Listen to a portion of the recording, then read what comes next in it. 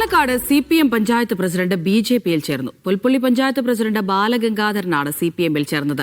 6 വർഷത്തോളം CPM വെട്ടാക്കുളം branch അംഗമായിരുന്നു. Party വ്യക്തിയധിഷ്ഠിതമായതിനാലാണ് CPM വിട്ടതെന്ന് Balagangadharan പറഞ്ഞു. സത്യം പറഞ്ഞതിന് മാറ്റി നിർത്തിയെന്നും ബാലഗംഗാധരൻ പറയുന്നു. സാജിദ് അജ്മൽ വിവരങ്ങൾ നൽകാനായി ചേരുന്നുണ്ട്. സാജിദ്, ഇപ്പോൾ പഞ്ചായത്ത് പ്രസിഡന്റാണ് BJPയിലേക്ക് കൂറുമാറിയിരിക്കുന്നത്. എന്താണ് വിശദീകരണം പറയുന്നത്? അമൃത, പുൽപ്പള്ളി പഞ്ചായത്ത് പ്രസിഡന്റ് ബാലഗംഗാധരനാണ് BJP ജില്ലാ ഓഫീസിലെത്തി BJPയിൽ ചേർന്നത്. അദ്ദേഹം ഈ 6 വർഷത്തോളം CPMന്റെ വേട്ടാംകുളം ബ്രാഞ്ച് സെക്രട്ടറി ആയിരുന്നു.